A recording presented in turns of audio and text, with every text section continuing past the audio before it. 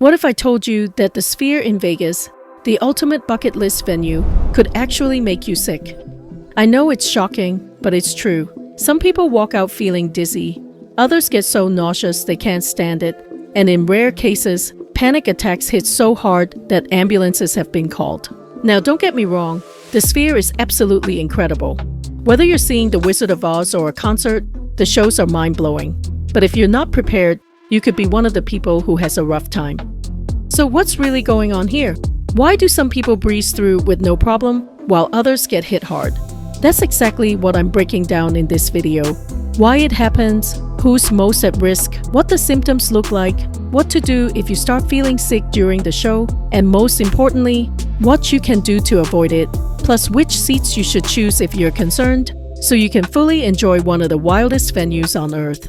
And make sure you stick around till the end, because I've got some tips you've probably never heard before. Quick disclaimer, I'm not a doctor, just a traveler who's done the research and wants you to have the best experience possible at the Sphere. If you've got medical conditions or concerns, definitely check in with your physician before you go. Okay, let's get into it.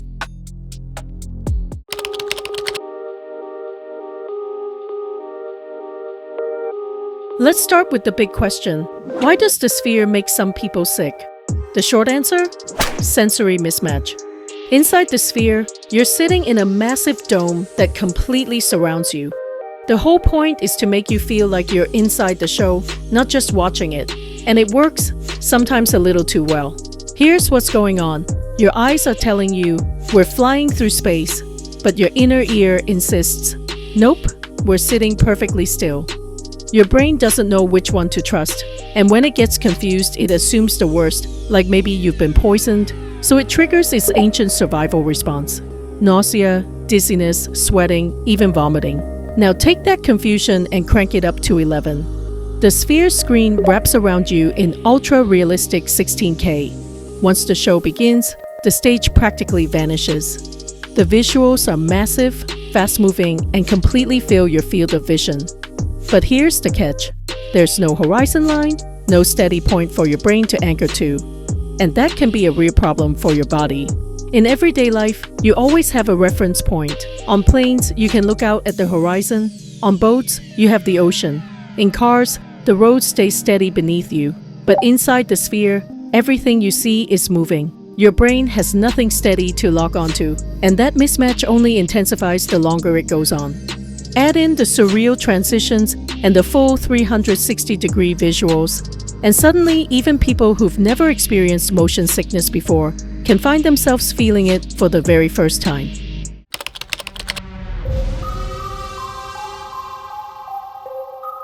So, who's most likely to get hit with the symptoms? If you're wondering, could this happen to me? Here's a quick reality check. If you get carsick, seasick, or feel dizzy from VR or video games, you're definitely in the higher risk group. That sensory mismatch we talked about, you're already sensitive to it. And then there are vestibular sensitivities. That's just a fancy way of saying your balance system is easily thrown off. You might not even know you have it until the visuals hit and suddenly it feels like you're sliding sideways in your seat. People who deal with photosensitivity or migraines also need to be cautious. The Sphere throws high-contrast visuals, rapid flashes, and intense motion at you in razor-sharp 16K that can trigger migraines, auras, or even seizures for some guests. Those event warnings you see, they're not exaggerating. If you've ever felt claustrophobic in a dome theater or overwhelmed in an IMAX, be prepared. The Sphere is that experience dialed way up. Some people have reported panic attacks, not because the space is small, but because the screen completely takes over your vision. With no walls or exits visible, your brain can trick you into feeling like there's no way out. Pregnant guests should also take care. Motion sensitivity, heat sensitivity, and balance issues all increase during pregnancy. And here's a big one: drinking before the show. Alcohol already messes with your balance. Combine that with wraparound screens, dark stairways, and non-stop motion, and you've got a recipe for regret. So if any of this sounds like you, don't panic. You don't have to cancel your plans. There are definitely ways to prepare, and I'll go over those in just a bit. But first, let's talk about the warning signs to watch for once you're inside, and how to handle them if they hit.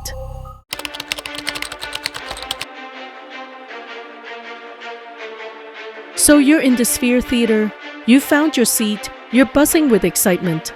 The lights go down, the screen lights up, the visuals are jaw-dropping, so real it feels like you're flying through the sky. You're loving every second until suddenly something feels off. Out of nowhere, that gut-wrenching roller coaster-style nausea hits. Your brain decides something's wrong and flips into purge mode. Or maybe it's not nausea. Maybe the room feels like it's spinning, or you feel like you're floating. That's your brain scrambling to reconcile two totally different stories. What your eyes see versus what your inner ear feels. For others, it's brain fog. You came in hyped, but now you feel weirdly drowsy, almost sedated. That happens because your brain releases chemicals like histamine and serotonin to cope with all the mixed input. You might even start to cycle through hot, cold, sweaty, classic signs that your nervous system is freaking out.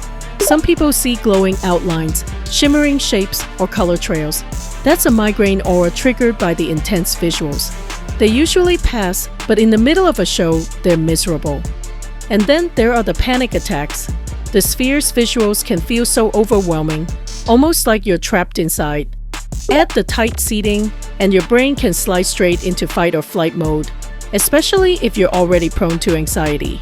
If you feel any of this creeping in, don't brush it off. This next part is crucial. Here's what experts recommend you do before it escalates.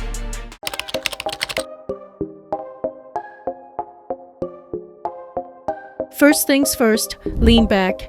Even slouch a little if you can. Putting a little distance between you and the screen reminds your brain, hey, we're just sitting here, not flying through space. That tiny shift can make a big difference. Next, ground yourself. Put your hands on your lap, sit on your hands, or touch the seat in front of you if it won't bother anyone. Making physical contact with something solid gives your brain a stable reference point, which helps cut through the illusion. Now, look down, at your feet or the floor. This takes your focus off the massive moving visuals and replaces it with something steady and familiar, your own body. Another trick? Close one eye, squint, or block some of the light.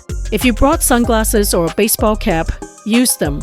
Sounds weird indoors, but it works. Cutting down the brightness and motion overload is huge if you're light sensitive or prone to migraines. And don't forget to breathe. Slow, controlled breaths. Inhale through your nose, exhale through your mouth. It calms your nervous system, lowers panic, and helps pull you out of fight or flight mode. Whatever you do, avoid looking back up at the screen until you're steady again. Give your body a moment to reset.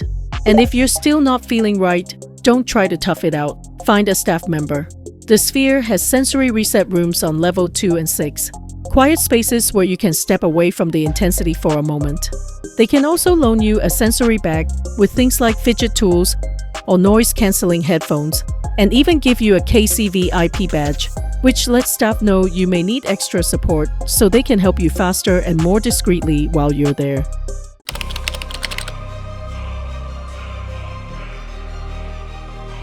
Now let's rewind for a second. What can you do before the show to help prevent motion sickness or sensory overload in the first place? Start with what you can bring. Ginger or peppermint are classics for a reason. They actually work. Ginger chews, peppermint gum, even a little essential oil can calm your stomach and take the edge off mild anxiety. If you already know you're prone to motion sickness, consider taking something like Dramamine or Bonine about 30 to 60 minutes before the show. They can cut down on nausea and dizziness. Just be mindful of the drowsiness warnings on the label. You can also try anti-nausea wristbands. These use acupressure on your wrists to help relieve queasiness. No pills, no side effects, and a lot of people swear by them. And finally, bring sunglasses or wear a hat. Prevention is always easier than recovery, and blocking even a little of that massive overhead screen can make a big difference if you're light sensitive or migraine prone.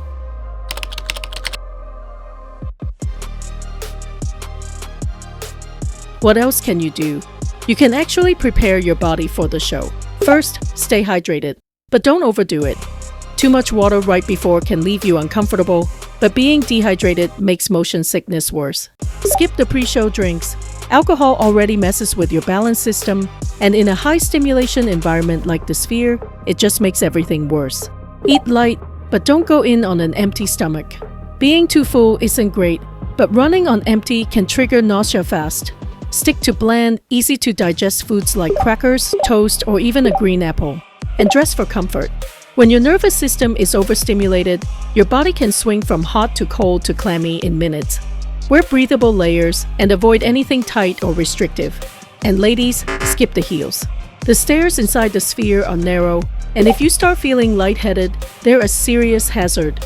Flat, stable shoes like sneakers are a much safer bet.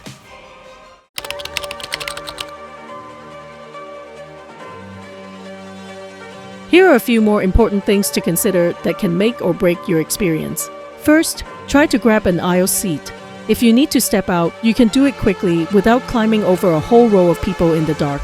It's worth noting there are no railings between the rows, so the aisle is your safest escape route if you're feeling off. But an aisle seat is just one part of the strategy. Where you actually sit can make the biggest difference. Pick a seat that's in the horizontal center of the theater. Being too far left or right increases screen distortion and makes the visuals feel more intense. Vertically, avoid the 100 level and the 400 level. The 100s are too close to the screen and overwhelming, and the 400s have the strongest curvature and motion effects. The center sections in the 200 level give you the smoothest, most balanced view and are much easier on your eyes and inner ear. And if you can't get into section 206, section 306 is the next best option because it's also centered and gives you a very stable view. And while vertical placement matters, it's nowhere near as important as staying centered left to right because most of the visual distortion and wraparound effect happens side to side, not up and down. So being centered horizontally helps your brain stay oriented much more effectively. Know that not all sphere shows are created equal. Do a little research before you book. If you're prone to motion sickness, an intense concert like the Backstreet Boys might be a lot to handle. Something like Wizard of Oz, which is slower and less chaotic, could be a much better fit. Arrive a little early. Giving yourself time to settle in helps your body adjust to the lighting, sound, and overall environment before the show kicks into full gear.